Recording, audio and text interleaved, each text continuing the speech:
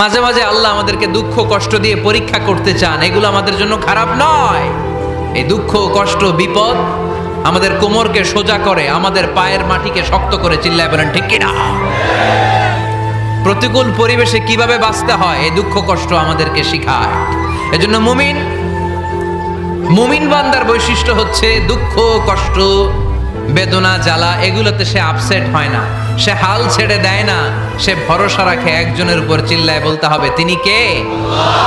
কারণ মুমিন জানে রাত্রি যত গভীর হয় অন্ধকার তমানিসা ভেদ করে সুবহে সাদিক হয়।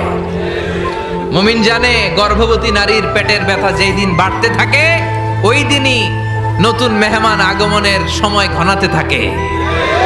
মুমিন জানে তার জীবনে দুঃখ কষ্ট বিপদ যত বাড়তে থাকে সুখের দিন কাছে আসতে থাকে। ভিডিওটি ভালো লাগলে লাইক সাবস্ক্রাইব করে দিবেন।